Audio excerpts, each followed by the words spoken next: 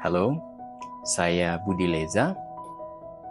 Di video ini saya akan menceritakan sebuah cerita yang sangat epik menurut saya. Karya dari A.A. Nafis, seorang penulis dari ranah Minang sana. Penulis ini lebih dikenal dengan ceritanya yaitu Robohnya Surau Kami. Saya nonton videonya di channel Ferry Irwandi dan saya jadi tertarik dengan penulis ini. Kebetulan ini adalah proyek saya tentang bercerita, menulis, dan opini segala macam hal yang berkaitan dengan literasi akan saya tuangkan di channel ini. Saya akan berkisah, sebuah kisah karya penulis tersebut. Pada suatu hari di daerah Minang sana, hiduplah seorang yang cukup tua bernama Ompi. Sebenarnya itu bukan nama aslinya, tapi semua orang memanggilnya seperti itu. Dan dia memang ingin dipanggil dengan sebutan itu. Kalau ada yang menyebut dia dengan atau memanggil dia dengan panggilan lain, dia akan kecil hati. Jadi akhirnya semua orang pun memanggil dia Ompi. Ompi ini mempunyai seorang anak. Dan setelah istrinya meninggal, akhirnya kasih sayang itu sepenuhnya tertumpah untuk si anak tersebut. Anak ini mulanya dinamai Edward. Nah, dari Raja Inggris. Tapi ternyata suatu ketika Edward, si Raja Inggris yang asli itu, ternyata jatuh dari singgasananya atau turun tahta karena dia ketahuan bermain wanita gitu. Nah, jadi akhirnya Ompi yang sayang dengan anaknya ini nggak mau dong anaknya itu bernasib sama dengan Raja Edward itu.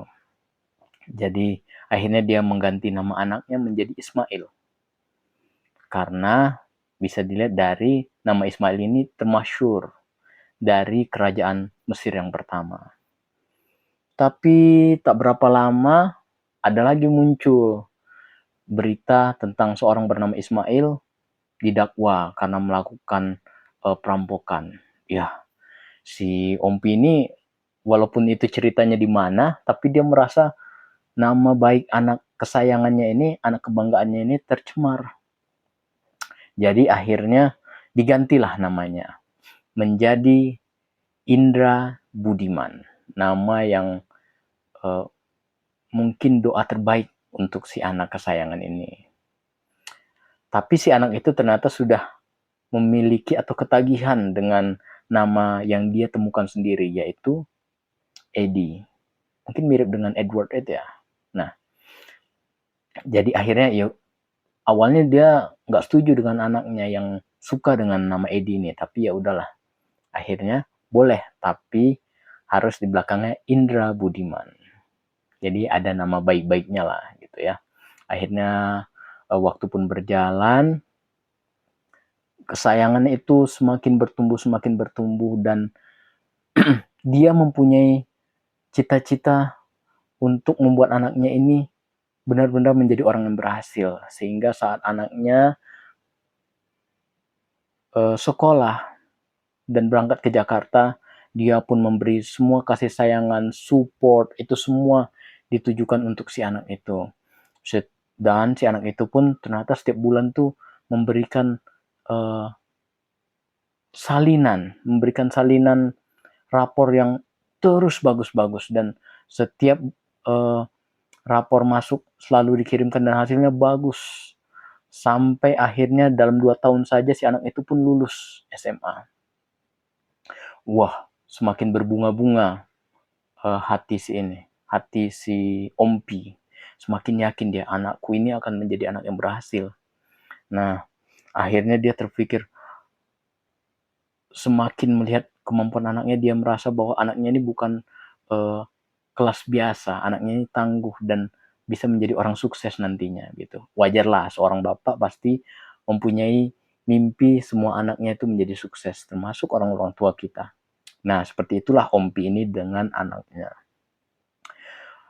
Sampai Ompinya bilang, "Nak, lebih baik kamu jadi dokter aja," katanya. Karena dengan begitu kamu akan menjadi disegani dan banyak akan menolong orang. Wah, cita-cita yang bagus ya kan? Siapa zaman sekarang aja dokter masih dipandang sangat ya mentereng, ya kan? Nah, termasuk apalagi zaman dulu ya. Sampai Ompi bilang, berapapun biayanya akan ayah kirim. Ternyata harapan ini semakin besar, semakin tumbuh di hati Ompi. Sampai terbawa ke kehidupan si Ompi yang ada di kampung. Kalau misalnya ada orang yang meninggal, dia si Ompi ini merasa, oh ya coba kalau anakku sudah jadi dokter ya, dia bakal bisa mengobati si sakit ini sehingga dia belum mati. Nah, seperti itu. Kalau ada yang bangun rumah, karena ternyata si Ompi ini tidak hanya memimpikan satu impian aja untuk anaknya. Jadi dokter, jadi insinyur, apapun itu yang sifatnya mentereng lah bagi dia ya, membanggakan. Nah, kalau ada yang bangun rumah, rumahnya terlalu kuno. Coba kalau anakku sudah lulus jadi insinyur, pasti dirancangnya bangunan yang lebih bagus, lebih epic dari ini, katanya gitulah. Kira-kira kalau hidup zaman sekarang dia bilangnya gitu, lebih epic dari ini.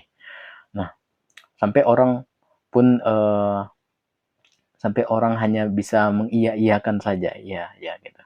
Karena sebenarnya orang-orang yang pernah ke Jakarta dan jika bertemu dengan anak Ompi itu sudah tahu sebenarnya apa yang disampaikan si anak melalui surat-surat yang dia kirimkan dengan apa yang difikirkan Ompi dan kenyataan bagaimana hidup si anak itu di sana itu sangat berbeda gitu. Jadi ibaratnya seluruh isi kampung itu tahu bagaimana sebenarnya kehidupan si anak di Jakarta, kecuali satu orang, yaitu Ompi.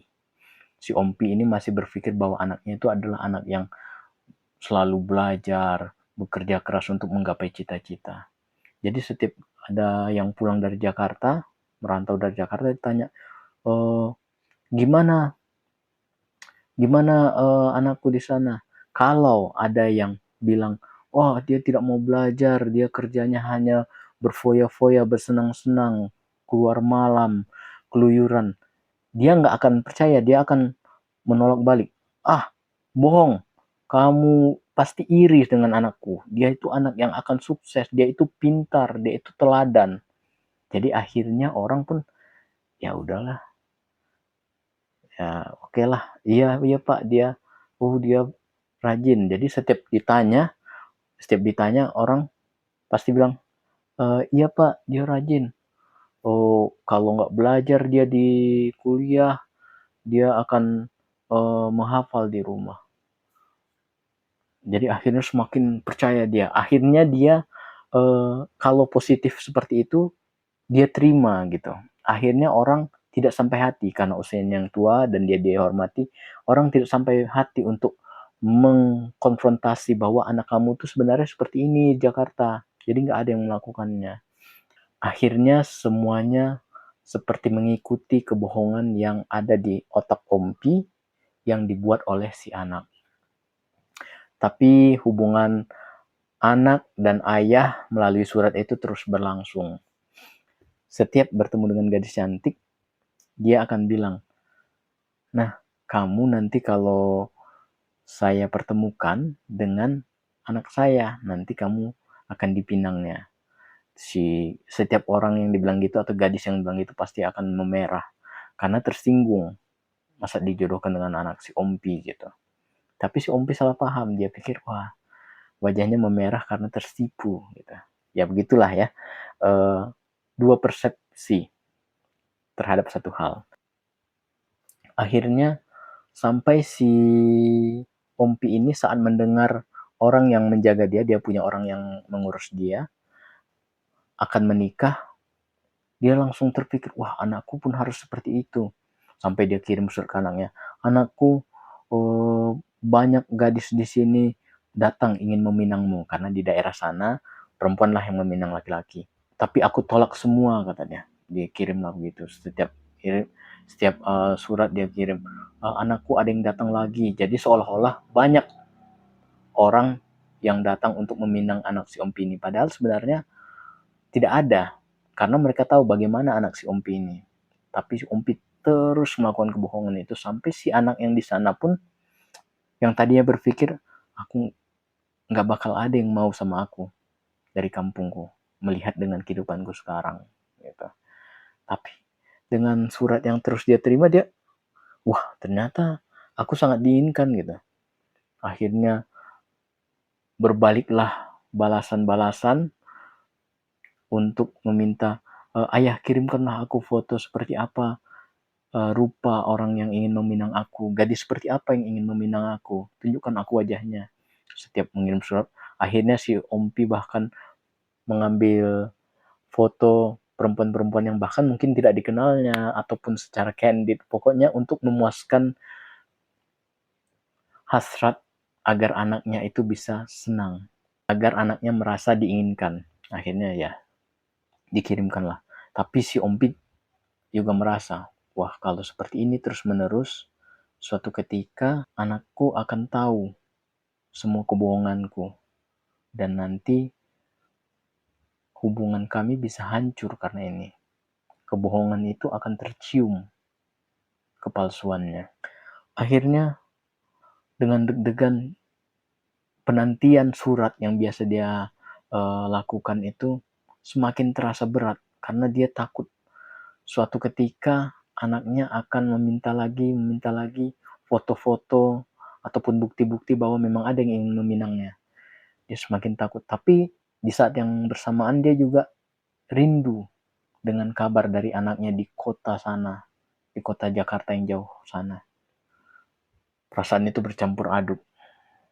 Sampai akhirnya ada sedikit perasaan bahwa jangan sampailah surat lagi datang untuk meminta foto ataupun bukti.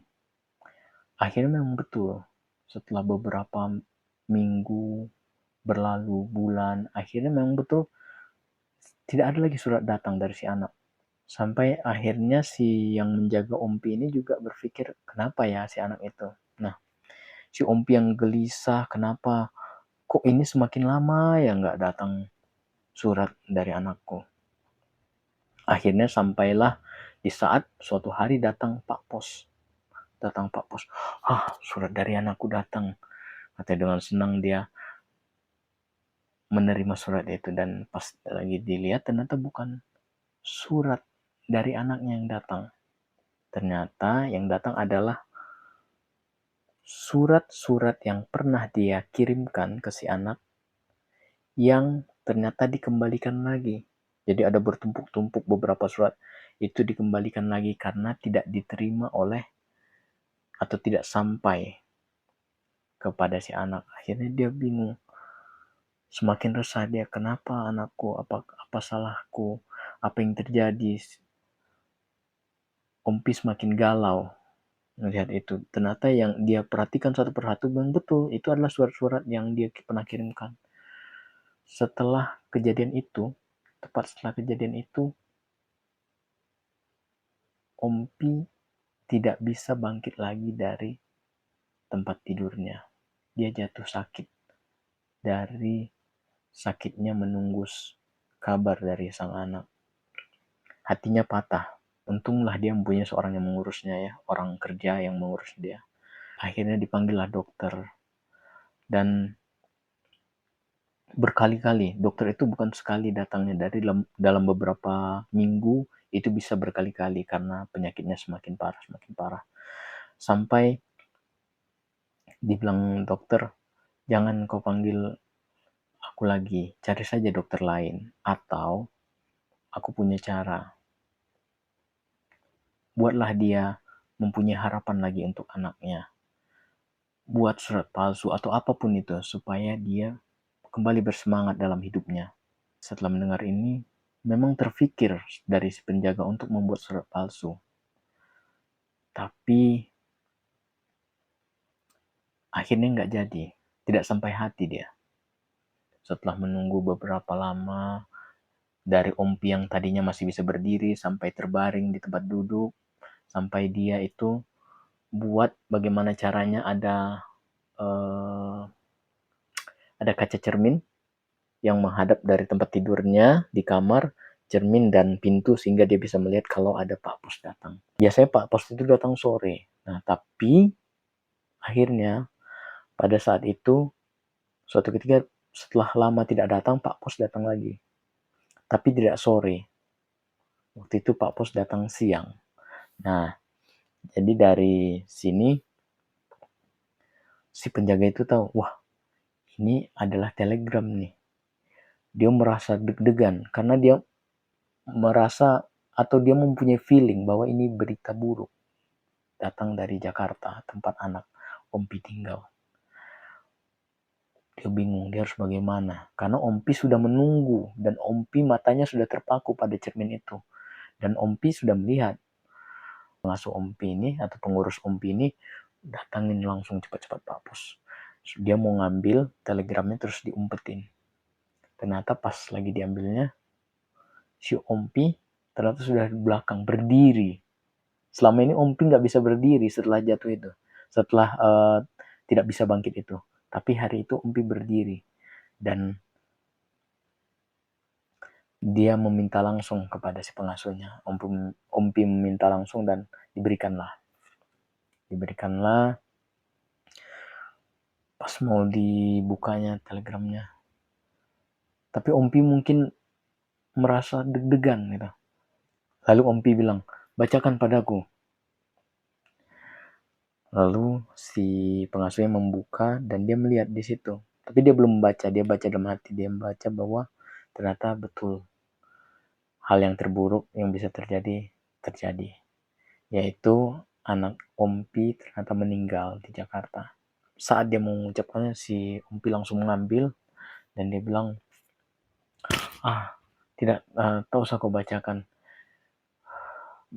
Biarkan aku merasakan kesenangan ini. Biarlah aku berharap-harap. Intinya seperti itu. Dia tidak ingin dibacakan karena dia yakin bahwa anaknya memberikan kabar baik di sini. Panggilkan dokter, katanya. Panggilkan dokter biar aku sehat lagi, biar aku siap untuk menerima kabar baik lagi dari anakku, katanya gitu. Dipegangnya telegram itu, ditaruhnya ke dadanya dan dengan tersenyum dia mensyukuri saya telegram itu. Oke. Ya, itu tadi cerita Anak Kebanggaan dari A.A. Nafis. Cerita ini saya ceritakan kembali dengan gaya cerita saya sendiri. Mohon maaf jika ada penyesuaian ataupun informasi yang sedikit saya ubah, hanya untuk membuat kenyamanan dalam bercerita. Semoga kalian suka dan sampai jumpa di cerita lainnya.